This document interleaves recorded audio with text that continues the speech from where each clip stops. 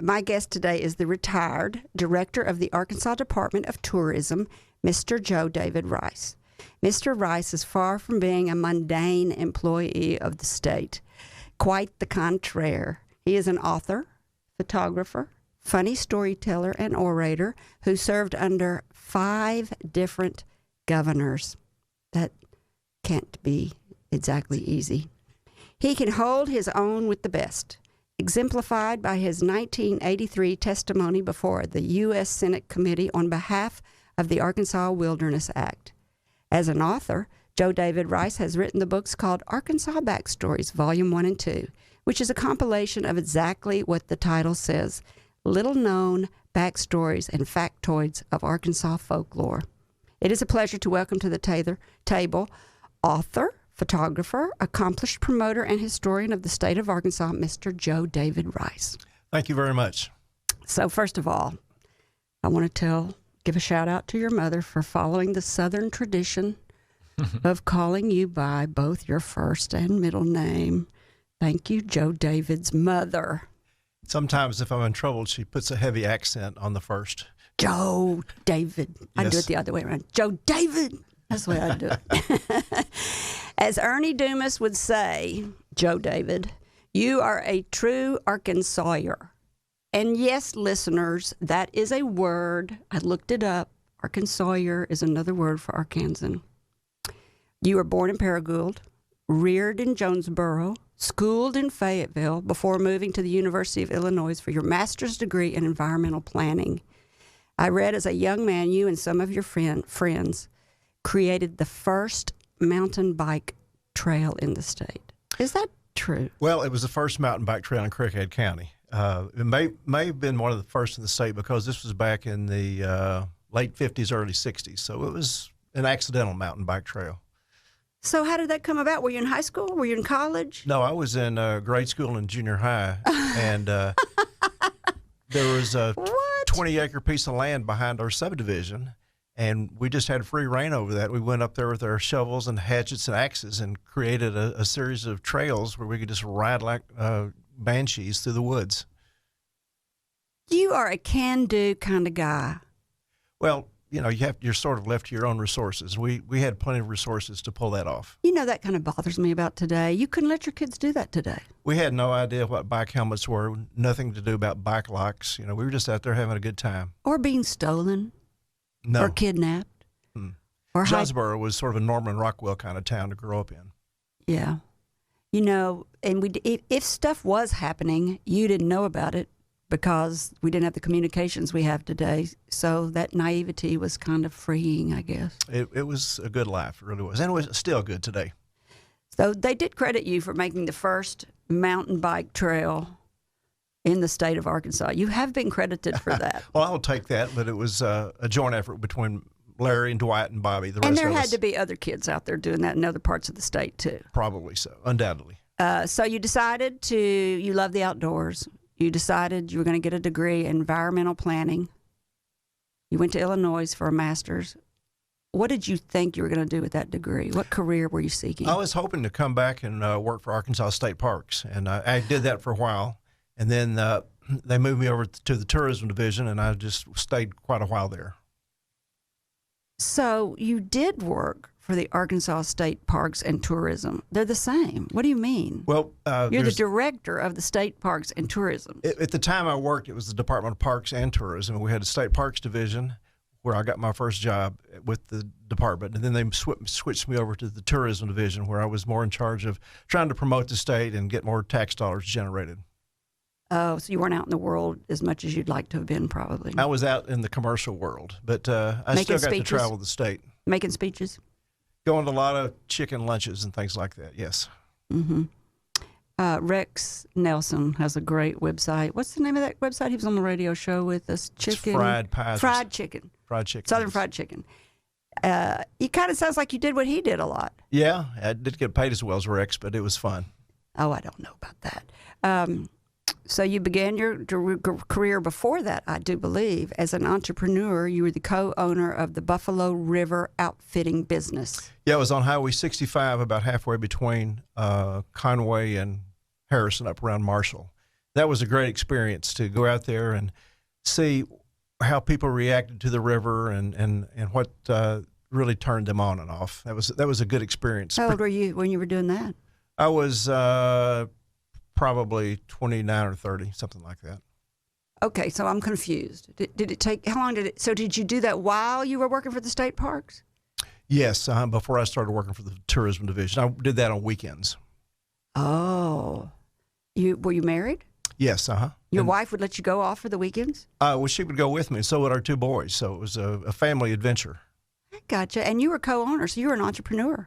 That's right. And I got to drive the bus and tote canoes and put them in the water and pick up people and pick up trash and try to deal with the National Park Service when they would give us the latest regulation. How did you meet your wife? My current wife, shall we say. Uh-oh, maybe I should go somewhere I shouldn't go. We were introduced about 15 years ago by some mutual friends in El Dorado, and I'm the happiest man in the state right now. Oh, so how long have you been married this time? We've been married soon to be 10 years. Well, that's a pretty long time. And you're still the happiest man in the state. I am. I'm a very lucky man. That's great. Great story. When you also have been accredited with making the Arkansas Floaters Kit. What is that? That was one of my first jobs when I got transferred over to the tourism division. We had a lot of people come into Arkansas saying they wanted to go floating, go canoeing. Mm-hmm. And there was no single source for them to get information. And so we put together this kit that was 20 pages long for 20 different creeks and rivers in the state. On one side, it had the map with all the access points and showed you where the rapids were and put out points and all. On the flip side, it had a written description of what you could expect when you went floating on the Caddo or Cadron or Buffalo or War Eagle or whatever stream you happened to go on. And it was very well received. Well, I thought the Arkansas Floaters Kit was going to be a flashlight, a bottle opener, and a first aid kit. No, you had to provide those on your own, Kerry. Well, why is it called the Arkansas Floaters Kit? It should be called the Arkansas Floaters Map. Well, it was a collection of 20 maps and all kinds of resources, so we just decided to call it a kit. Is it still available? No, it went out of print years ago. Well, you know, you can make things printed really easy these days. I wonder why nobody's done that. It's probably changed. It's probably a moving target, isn't it? I think you can download it at the Parks and Tourism website today, though.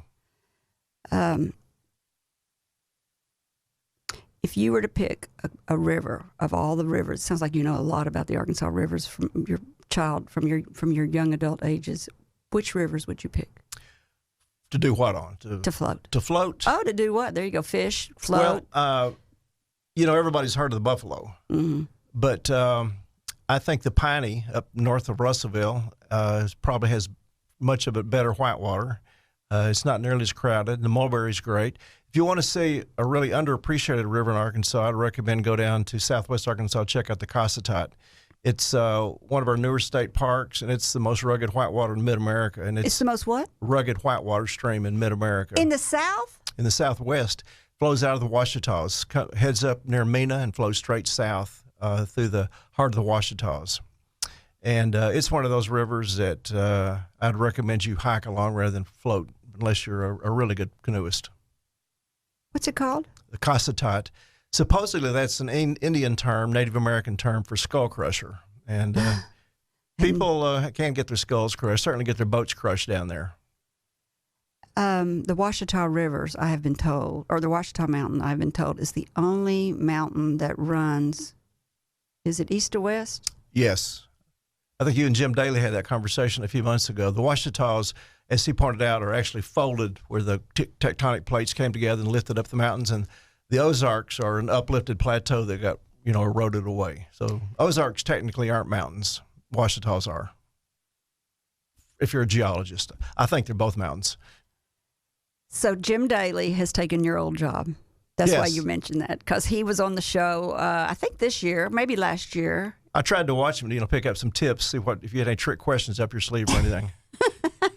He was a great interview. I can't remember exactly everything we talked about, but he loves the job that you've given him or passed on to him, I guess I should say. Well, he's a natural for it, as you know. Former mayor of Little Rock, entrepreneur himself through the furniture business, a very dedicated hiker, conservationist. So I think he's landed well on his feet. I think he was trying to get shed of that job about this time of the year, though. I'm not sure if he's still there or not. What do you mean? He told you that he'd put himself down for 2 years, and I think it was up about now. They'll talk him into staying. Well, you know how he they would do. certainly be a good one. He's done a great job. So I just got to give Gray a plug. Doesn't he have a nice voice, Joe David? Yes. So, you know, he went to school to be an opera singer. Oh, that went real well. I'm a little gravelly today. But he is going to play Jesus at Wildwood in March. What's the March 27th? You'll be Jesus at Wildwood. And what's the name of that show? Godspell. Oh, Godspell. There you go. Yeah. That's a big role, sir. Congratulations. Getting to play Jesus. That's pretty fun. Yeah. That is a big role. That's a big one. Those are some big shoes to fill, son. Well, that's a big stage. Wildwood's a big stage. I'm excited. I'm excited. You know, being a mom, you just got to brag. When You got to be get proud of this man. Here you go. All right. Before the break, Joe David and I were talking about his life before he became really the director of state parks and tourism for Arkansas. But now we're going to talk about his life while he was there. So you worked under 5 different governors. Yes, I asked a guy who was in the military, how do you stay in the military when they keep changing the president all the time? And he said, you just do. So how do you fly under the radar, not butt heads when governors are changing all the time and you're working on a project and you get a new governor and he says, oh, that's stupid, let's not do that? Or does that ever happen? Well, I wouldn't admit it if it did. Come on, give me some dirt. a really good team at Parks and Tourism for a number of years. Richard Davies was our director, and Greg Butts, our state parks director, and I was the tourism director. And I think the governors just felt that we were doing the right things. We were in there for the right reasons. We were looking out for Arkansas, not for one party or the other. And we weren't looking for new jobs, and we just enjoyed what we were doing. I think we would all agree we had the best jobs in the state at the time. And we just look forward to going to work every day and trying to increase the tax revenues and improve Arkansas's image out there. What do you think about our state parks while you were there? What changed and improved while you were there? When I first got there, many of the parks were struggling. We didn't have nearly enough money. They'd been neglected. And then the voters approved the Conservation Amendment back in '96, and all of a sudden our parks had about $20 million a year to replace the roofs, put in new sewer systems and new electrical hookups for the campsites. And I think right now we have probably one of the top state park systems in America, and it's getting better every day. Rate it. How top? Who's got the best? California? No, California's had some financial trouble. They, in recent years, have actually had to close parks. South Carolina has a good system. Colorado has a good system. But I'll put ours up with any of those. Really? You bet. You ought to just pat yourself on the back. Well, the voters gave us the resources to do that. Now, that's the sign of a good leader. Did you see him just give the credit away? Well, another thing Kerry got to realize is that our parks are free, with the exception of, I guess, the Folk Center, where there's an admission fee.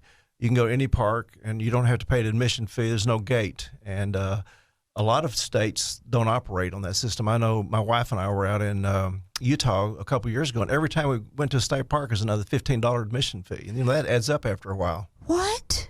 So poor people can't go to state parks? If they had $15, they could. But that's you got to remember, here in Arkansas, we've done a good job of making our parks accessible. You sure have. So let's talk about the governors. So Ernie Dumas was on. He talked about all the governors that he got to cover in his career as a reporter for the Arkansas Democrat-Gazette. Who would you say was the friendliest to the natural state parks? It's easy. It's Mike Huckabee. Really?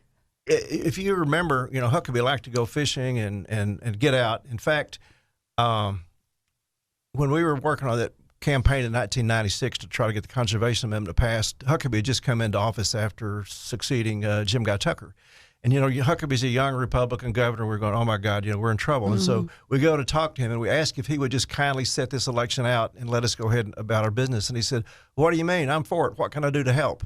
And he's the guy that got in his bass boat and floated down the Arkansas River from Fort Smith down to Marisac, making campaign stops along the way, fishing and making stump speeches. And had Mike Huckabee not done that conservation amendment never would have passed. So without a doubt, Huckabee and Janet both were big advocates of state parks and did everything they could to, I think, help the public appreciate what we have in our state park system. You know, I keep talking about Ernie Dumas. I don't know why, but it's because he was just recently on, I guess. But I asked him to give me one word to describe each governor, and he called Jim Guy Tucker unlucky and Bill Clinton brilliant, and he called Mike Huckabee liberal. By standards back in those days, he was quite, I would probably use the word progressive. Was it progressive, maybe he said? Yeah, it might have been the word. I think that might have been the word. I think that might have been the word he actually used. Progressive, said the most progressive. And well, like Governor Hutchinson, some of Huckabee's most difficult problems came from the far right wing of his own party, and he, tried to, I think, get him back a little bit toward the middle. But Huckabee was a really good governor from a conservation angle.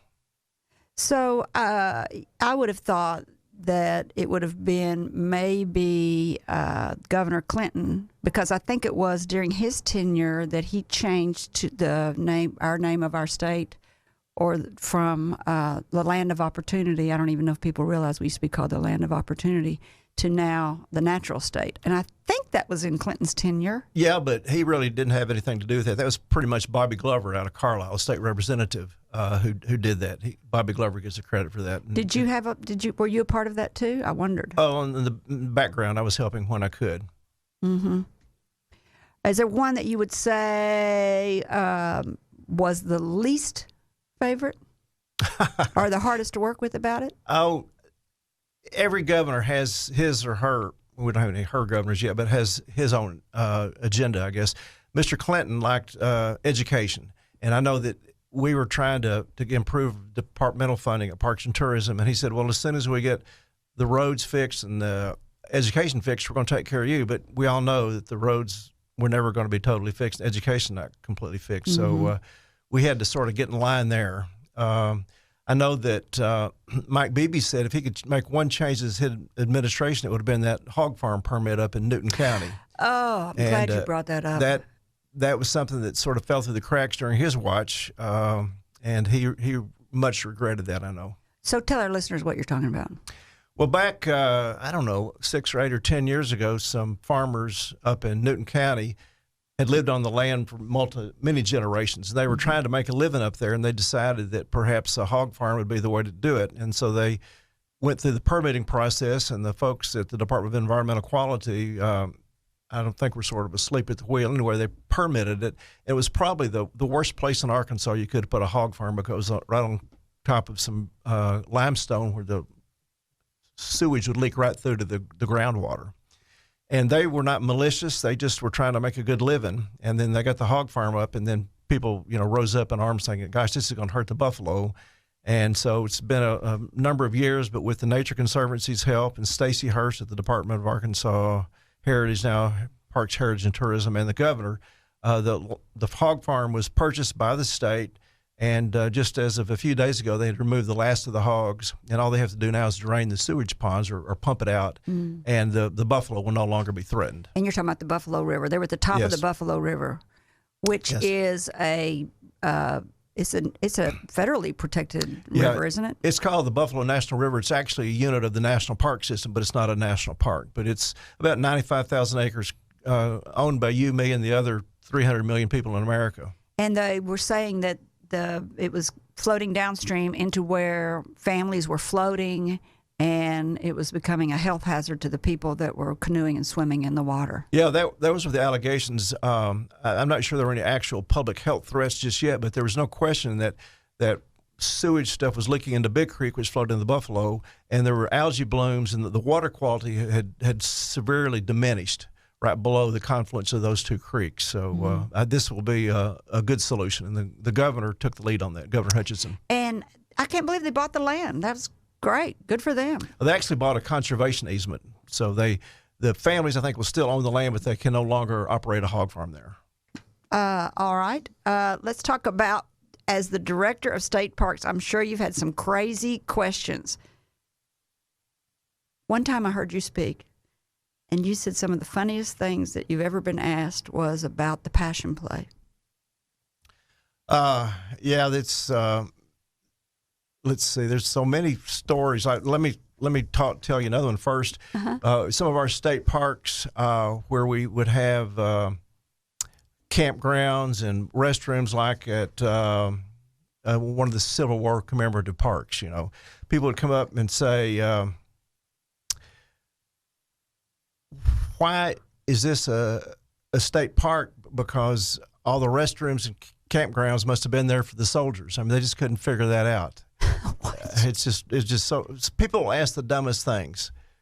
Why is this a state park? Yeah, and we had there was a tourist attraction up in Eureka called Dinosaur World, and people would call us and ask for the money back because the dinosaurs weren't living; they were stone replicas. We went there, didn't we, son? Yeah, Gray? and the Christ of the Ozarks. This is what you're talking about, Kerry. We had actual tourists look up at the statue, Christ of the Ozarks, and they said, "Was that thing natural or man-made?" And, you know, how do you answer those kinds of questions? You're like, it's concrete and 20 feet tall. It's like a time when I owned the canoe business. We put this couple in from Louisiana, and it was a beautiful day, spring day in May, you know, 70 degrees, no humidity, big white clouds against the deep blue sky. And I put them and pushed them into the river, and the guy does one of these timeout signs, and over the roar of the rapids says, "Which way do we go?"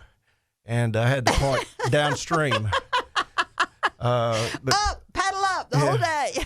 But what was interesting about that job is when you pick people up, at the end of the day, most of them had fallen in love with the state, and they were ready to buy a piece of paradise. Now, that was, say, 95%, Kerry, and you're saying, well, Joe David, what about the other 5? Well, we determined after careful analysis it was couples taking their canoe trip when they were having problems with their relationship, and they thought a canoe trip would be a great way to patch things up, and that won't work. I tell you what, a canoe trip, yeah. A canoe, that's like having a baby because you think it's going to make your marriage better. And you're like, no, that was a lot of hard work. People don't realize also that canoeing is dangerous. Well, it can be in the right conditions, the wrong conditions. I have almost died before. Don't act like it's not. More than once, I have almost died. Because you get out there in the spring when the water's high, and you don't know anything about it, and you've tumped over and you're freezing and you don't have a wetsuit on. I mean, you know, look, you're grinning. That's because you know. Maybe you should go in June and July when the water's a little slower, a little bit warmer. I even tumped over on the Cato last summer. I want you to know. That was my It was hilarious. It was my granddaughter's fault. That's one of those underappreciated streams down around Glenwood. It's a very lovely float when you're upright, I guess. And you can fish. Great gravel bars on the Cato. Yes, and you can fish. I couldn't believe how crowded it was. I'd never been on the Cato and had it crowded, and it was crowded. You know, now that my wife and I are retired, we've discovered you can do things like Monday through Friday, and nobody's out there. Awesome. Yeah, we've avoided doing stuff on weekends. Yeah. That's like not going to the beach on spring break anymore because the kids are grown. You can go at any time. All right, so now you're an accomplished photographer. I guess you've been doing that all your life. Now you're an author. I've got your book. You brought me your book, Arkansas Backstories. Thank you. Why is it not in color, first of all? Color requires a heavier grade paper, and you're like quadruple the expenses when you do it in color. So did you write the book, Arkansas Backstories, Volume 1 and 2, essays about Arkansas, because it was an exorcism for all the Arkansas folklore that you had swimming around in your head for 30 years? Because it looks like you just wrote it in 2018. Well, it happened pretty quick. What happened is one of my favorite authors is a guy named Peter Mayle. He is an English novelist. He died about 2 years ago, and he had a great set of mysteries. They were English, you know, no sex, no violence, but still pretty interesting. I like that about English, too. You must watch Channel 2 all the time. Oh, we do. Yeah. Mm-hmm. And he also wrote a book called Provence A to Z, a nonfiction book about southern France. Oh. And I'd never been to that part of the world, but I just spent hours pouring through that book, and I said, well, somebody ought to do something like that for Arkansas. And my wife said, well, why not you? So my books are modeled on that Provence A to Z, alphabetical listings of lesser-known aspects of the natural state. And they really are. You put on the cover right here, quirks, characters, and curiosities of the natural state. So let's just hear favorite quirks. Favorite quirk? I think one of them would be the fact that Helen Gurley Brown, who was born in Green Forest and lived about a dozen years in Little Rock, and when she was growing up, she really despised her Arkansas upbringing and her Arkansas roots. She didn't want to be viewed as somebody from rural areas. Anyways, she went off to New York and she wrote Sex and the Single Girl, which was a bestseller. That's a book that really led to Kerry Bradshaw's character that Sarah Jessica Parker played in Sex and the City. Mm-hmm. And she's the gal that got Burt Reynolds to take off his outfit for Cosmopolitan magazine. Anyway, wow. When she died, she wound up being transported back to Arkansas, and she's buried in the little town of Osage. And there's more people in this room than in Osage right now. And she and her husband, David Brown, the producer that did Jaws, their grave sites are overlooking a cow pasture in Osage. So I found it sort of interesting that she was such a worldly, sophisticated lady, and now she's buried in a rural part of the state. In a cow pasture. Mm-hmm. Next to a cow pasture. So I'm watching Henry Louis Gates' Ancestor show on Channel 2 last night. And he has a movie star on. Well, I don't know who she was. She's a young movie star. And when they're going back through her ancestors, her grandfather started the town of Fargo. It's over in East Arkansas, just north of Forest City. Is it still around? Yeah, there's the old Fargo School, and her grandfather may have done that. Is open now as a historical site. A lot of famous African Americans had roots in that part of the state. He was a slave. He was freed. People don't realize this, but when they freed the slaves, all of them walked to Arkansas because we were known to be open-minded. We were very progressive. Arkansas was very progressive, and so thousands of slaves walked to Arkansas and set up homes here. And her father had 40 acres. He plotted it and started an African American or a slave community, freed slave community, really. She cried. She was so excited about it. It was just last night. So I was wondering if that was still around. Fargo is still around. Still is. And we have some pretty interesting aspects of African American history that have gone largely unexplored. For instance, most of us don't realize the first African American to run for president was an Arkansan. A guy named George Edwin Taylor was born in 1857 here in Little Rock. His mom was a free black, one of 500 free blacks in the state. His dad was a slave, one of 500,000. And in 1859, 2 years after he was born, the Arkansas legislature passed a bill called the Free Negro Expulsion Act that basically said if you were free and black in Arkansas, like this young Taylor kid, you could be arrested and sold back into slavery.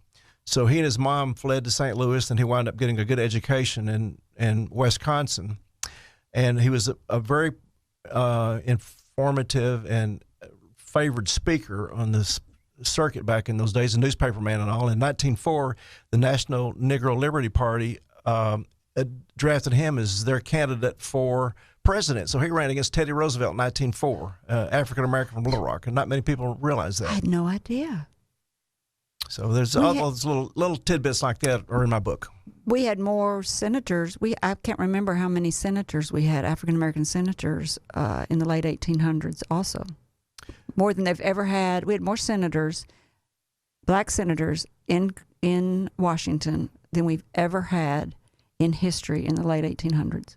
And then the Jim Crow laws came in and ruined all that. Changed it all. Along those same lines, Kerry, we had a U.S. congressman from Little Rock named James Hines. And in 1868, he was campaigning for U.S. Grant, and the local Klan folks tried to warn him off. They put a coffin on his door and said, you got to cut this out. But he was insistent that the newly freed slaves could exercise property rights and vote and do other things expected of common citizens. And the Klan assassinated him in 1868 in Monroe County. And to this day, there's not a single monument or marker in Arkansas about his assassination. He was the first sitting member of Congress to be murdered while in office. I think I know what you need to do in your retirement. You're good at raising money. There you go. Well, I've actually thought about doing some of those crowdfunding things because Mr. Hines deserves some recognition. I love that story. Abe Lincoln, you said, I read somewhere that you said Abe Lincoln worked Yes, there's a Cutting little logs. town on Mississippi River north of present-day West Memphis, and there was a prominent plantation over there named Wapanaka Ferguson. Wapanaka was sort of his nickname, but there's now Wapanaka National Wildlife Ridge over there. And Lincoln worked for a short time for Colonel Ferguson during one of those trips when we went up and down the river on those Mississippi flatboats from Illinois. And he chopped cordwood, and he was here for a short time. And he lived in northwest Arkansas. Northeast. Northeast Arkansas. Yeah. And that's something you don't learn in your history books. I know it. So I love your book. It's got each of these is a little essay, so they're only 1 page long. How many? You didn't number these. How many do you think there are essays? There's about in your book? 140 altogether. And I had over 300 to begin with, but I had to cull some out. Like I had read that Edgar Allan Poe lived in Arkansas, and I couldn't get that confirmed. I had read that Joseph Kennedy, the patriarch of the Kennedy clan, had some Arkansas connections. And I talked to his official biographer, and he said, well, Mr. Rice, there are no files in the family files that I've seen that mention Hot Springs. And I said, well, do you think those would be in the official files? I'm a sort of chronic smartass. Yeah. But I let it go. And so Kennedy fell by the wayside, and so did Aldo Leopold, who wrote the Sound County Almanac, because I didn't find much about him. And I'd also seen that pythons had gotten a start in southeastern Arkansas. But the snake? Yeah, and I talked to the herpetologist, and he said that he doesn't think they're breeding yet. Those were the results of some irresponsible pet owners. But he also said with climate change, watch out. Pythons in Arkansas. If you want to call him and ask him a question or share a story you'd like to tell, Joe David Rice will take your call at, do you have a number, Gray? I do. It is 501-823-0965. Give that hotline number one more time. 501-823-0965. So one of the reasons we were talking before the break, we were talking about life growing up in Arkansas, little Joe David. Then we were talking about life as a state parks director. And then we started talking about his book and the funny stories, and that's really the best part. And that's where we want to stay, because the stories are really good. Not that your life's not interesting, Joe David, but the stories are amazing. And this one, it really caught me. Acropolis. Oh, yes. Back in the 1820s, I think some of our leaders were trying to be sort of grandiose in this new territory we had here, called the Arkansas Territory, and they changed the name of Little Rock to Arcopolis, and that is actually found on a bunch of maps published in the 1820, 1822 era, but it's short-lived, and it's back to Little Rock as a result. Now, was the state you're talking about the city was named that, or the state capitol building was named that? The city itself was named Arcopolis. I think that's a great name. It's a play on words, don't you think? Yeah, it was, I think, based on some a fine building over in Greece. That's right. That was on a hill. Yes. I mean, and then so they took Acropolis and turned it into Arcopolis. Yes. Which is really tricky for everybody out there, but it looks funny on maps. But in my book, I think I actually show a map that shows Arcopolis, where Little Rock is presently located. So how many state parks are there in Arkansas? 52. So now we're going to put another one on that pig farm at the top of the Buffalo River where we got access to it? I think we'll just sort of let that quietly fade away, let the smells and all go back. We got, in addition to 52 state parks, we have 8 national park units in the state, too. Hot Springs National Park. Yeah, on the Buffalo River. Buffalo, the Arkansas Post, Clinton, Hot Springs, Fort Smith, and Arkansas Post. Where's that? It's over in East Arkansas, right where near where the Arkansas River flows into the Mississippi. Oh, because it used to be such an important. It was a port. In fact, it's probably the oldest continual settlement, Anglo-American settlement on the west side of the Mississippi River. It's worth a visit. Big alligators over there in the summer. You might enjoy those. Do you have a favorite park? I just want to mention this too, though. It's weird that they build parks on top of waste management sites. You know what I'm talking about? Like city parks? Yeah. Well, sometimes that may be the best use of that land. It's like here in Little Rock. The ballpark. Yeah, but we've got build parks in floodplains, which like Murray Park, Revson Park. That's a fine use of land because the water comes up and goes out of the way. And for building parks on landfills, if the landfill has been properly done, it's not a bad way to use the property. Yeah, but then when you're sliding into base and you piece of glasses. Well, you hope they put enough topsoil on there. You're not going to be hit with jagged metal or glass or anything, or methane leaks or anything like that. It's just weird to me, I think. But anyway, I'm digressing. Sorry. So, do you have a favorite park?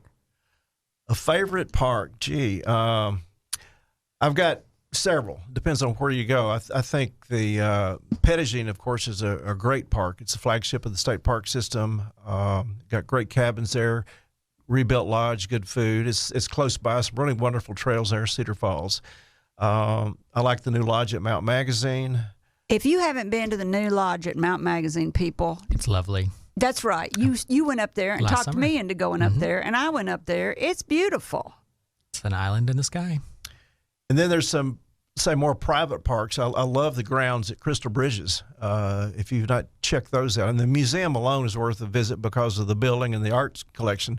But the grounds are wonderful, and 4 seasons you get a different view through the grounds. Sungray's about to die over there. Yeah, that's actually probably my favorite park. I lived 2 blocks from there. It was incredible. And if you're going to ask about favorite towns, I'm a big advocate for El Dorado. Don't know if you've been down there lately, but they're doing great with that Murphy Art District. They got a brand new hotel going up, and they probably have the most vibrant public square in the entire state in downtown El Dorado. So Really? I was down there just this past weekend. It's just a great place to go. The South Arkansas Arts Center that can hold its own with any of them. I thought it had carcinogen problems. Carcinogens? Thank you. I Oh. thought it had carcinogen problems down there. It used to. Back in the day, they did have a big waste disposal site where they were burning all kinds of nasty stuff. But as far as I know, those days are history, and it's a good town. Well, I'll be darned. I didn't know that either. That's Plus, really interesting. They've about got the road from here to there fixed. They've been trying to put a 4-laner in. It's all the way to Fordyce now, and it soon will be on the way down through Hampton into El Dorado. You testified in 1983 before the U.S. Senate Committee on behalf of the Arkansas Wilderness Act. What does that mean? Well, as you know, we've got a couple million acres in Arkansas of the national forest lands, and most of those are open for any kind of public use, multiple use. You can do logging there, hunting, fishing, and all. Well, a very small percentage, like 2% of the lands, were set aside as wilderness areas, which means they can't do any logging in there. You can't go in there with ATVs. But for people who like to walk in, turkey hunt or backpack or hike, it's the place you can go and get away from the noises. You don't hear any leaf blowers. You don't hear any campground music. It's just praise the Lord! place to no get away leaf from everything. blowers. So, yeah, I'm an advocate for wilderness areas. You can go out there, Kerry, and look up and see the Milky Way at night. Pretty hard to do these days. It is. Light pollution is a big problem here, even in Arkansas. In some of those wilderness areas, you can hear owls and whippoorwills and beaver slapping its tail, and you can see the Milky Way, and you don't have to worry about stuff. Noise pollution and light pollution are not talked about enough. That's right. I guess because we've got bigger pollution problems than that, but probably like me growing up, noise pollution was a big deal. I'm sort of shamelessly promoting my book, but I have a chapter on quiet in there about where you can go and find some quiet places, and I have a chapter on darkness where you can go to get away from the dang light pollution. I think that's a wonderful reason to just even buy your book. Great. Be sure that we put a link on flagandbanner.com's website to his book. I think this book is a great coffee table book for anybody that lives in Arkansas. The essays are really short, and it's just very interesting. I mean, who knew Abe Lincoln lived in who knew the CIA had secret contracts with an Arkansas organization to train animals for clandestine activities? Or that we have glaciers in Arkansas. I didn't know we had that. Over, where Queen Wilhelmina State Park is near Mena, the next ridge to the north is called Black Rock Mountain, and there are some very large glaciers that are made entirely out of rock. Looks like they fill up these little valleys and they're just creeping down the coves, and it's like 50-acre glacier, just big boulder fields. Yeah, nobody knew that. Oh, that's interesting. That's really interesting. Nobody knows that. Do we have a caller? Is Jack? Is he? My daughter. All right, come on, girl. Give me what you got. Hello, Kerry McCoy. Hey, Megan Pittman. I want to know what they're going to do with Albert Pike. Oh, where it flooded that time? Yeah. Yes. For your listeners out there, Albert Pike is was that great campground on the Little Missouri River down around Glenwood and a town called Langley in southwest Arkansas. And maybe 20 years ago, there had a horrendous weather event, a flash flood that wiped through there, and I think it killed 18 or 20 people. And the Ouachita National Forest decided to close the campground because they didn't feel they had adequate means for warning future campers if a weather event like that were to happen. And they made it a day-use area, and the last I heard is still can be a day-use area, but I don't believe they're going to re-establish any campsites there, Megan. All right. Oh, I was wondering, but thank you. Thanks for calling. That's still a great place to visit. I saw a black bear down there not too long ago at the very spot. They have the most beautiful trail, Eagle Rock Loop, I've ever seen. They do. If you can walk on down to the Winding Stair area or upstream to Little Missouri, either one of those trails are outstanding. Mm-hmm. Thank you. Thank you. So what should be on what should be on everybody's bucket list? We've named a bunch, but if you were going to say we've only got a few minutes left. If you were going to say this is this should be on your bucket list to do in Arkansas, if you don't do anything else, what would it be? I would say, as your son pointed out a moment ago, the Crystal Bridges is spectacular. And it's not just Crystal Bridges; that whole little town of Bentonville. They've got some great restaurants on the square. They've got a world-class hotel there. They got probably the best mountain bike community in the state. And then, of course, Crystal Bridges. So Bentonville would be there. I think El Dorado would be on the list. Fort Smith has got some good stuff. And then my hometown, Jonesboro, is doing wonderful things at Crowley's, at Craighead Forest. And then they have some great restaurants in downtown and loft living up now. So good places everywhere if you look around. Arkansas is just booming. I like to say, keep it a secret. I don't, everybody wants to bring tourism here, and I know as a state parks tourism guy, you want to bring tourism here, but I sometimes want to keep it a secret. As long as we can keep the natural state natural and do things like the governor did by dismantling the hog farm, and realizing that if we're not careful, we will kill the goose that laid the golden egg, I think that we're in good shape. I just don't want it to get overcrowded. Yeah, my sister, one of them lives down in Plano, Texas, and she comes up here for relief as often as she can because it's just gridlock down there. People have, they worship the almighty dollar. And, it's not always the thing you should be chasing. Well, along those lines, Kerry, Arkansas has so many things you can do at no charge. So we mentioned our state parks. There are no fees there. You can go walk along the Buffalo, throw rocks, hunt crawdads. We have a lot of things that can be done at no cost. I've got an article in AY Magazine about touring through the Boston Mountains, and you can just go up through there, and that's just spectacular and it's largely unappreciated. Is it true that baseball's spring training routine originated in Hot Springs? Yes. At one time, many of the major league players were in Hot Springs. The Rogers, Hornsby, Babe Ruth, they were all down there. And they would supposedly go to the track and some of the southern clubs, places like that, in the evenings, and then play baseball during the day. Then they would go get the massages to wash the toxins out of their body. And drink that water that comes out of the mountain. Yeah, that wasn't the only thing they drank, but the water was supposed to offset the rest. Moonshine probably down there. Yes. Was the Vespers, do you remember the Vespers? The Vapors. Yeah. The Vapors Club, was it down there? It was. It really was. It was downtown. I saw in the paper where they're going to revitalize the old Ohio Club. And that's worth a visit for you folks who haven't been there. And also Garvin Garland's Gardens. Yeah. Mm-hmm. That's right. So, Joe David, Thank you so much. Well, I've enjoyed this, Kerry. I've been a big fan of you and your entrepreneurial activities for years. And as I told you earlier, I've spent some good money at your store, so I hope to get back. Good, thank you. I want to tell everybody that you've been listening to Up in Your Business with me, Kerry McCoy, and that I've been speaking today with Joe David Rice. He is the retired director of the Arkansas State Parks and author of a book aptly named Arkansas Backstories, Volume 1 and Volume 2. You got a little snippet of it today. And I mean, they're just they're short reads. I'm not a person that likes to read a lot. So these little essays in this book, how many did you say essays? About 140. These 140 essays in this 237-page book. So that tells you how short they are. They're really interesting, quick reads. I loved it. I brought you a gift today, too. Well, that's so kind. Thank you so much. Arkansas State flag, U.S. flag, desk set. Do you have one of those? I do not. I'm amazed how many people do not have a desk set with the Arkansas State flag. I had one when I was employed by the state, but Good. I had an inventory number, had to leave it there when I left.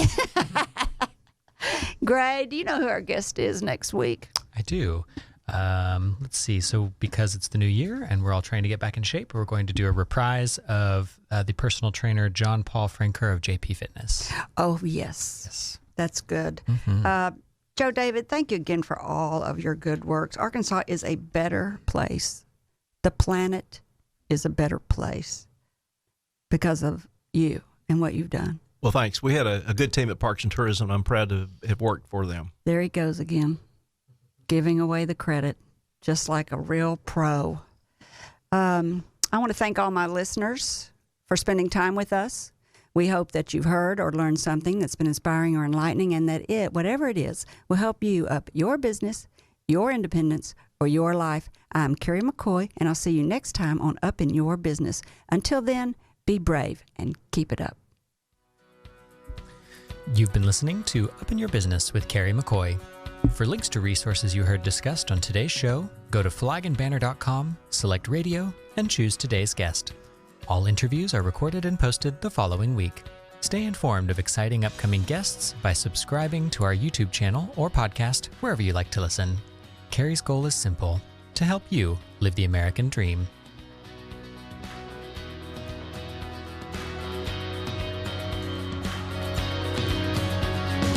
Bye, everybody on Facebook. Don't you? You can't much? I'm getting so old. I hack a lot, but I like to sleep on a good I bed. don't camp anymore either. My daughter likes to camp, that's why she's calling in. Yeah. But even Yeah, she's you- hit 40, and she's like, I don't know. You know, when you're young, you love to camp. Of course, that's because you were real drunk every time you went to sleep. I've enjoyed this immensely. It's good to finally meet you, so thank you for everything. So much.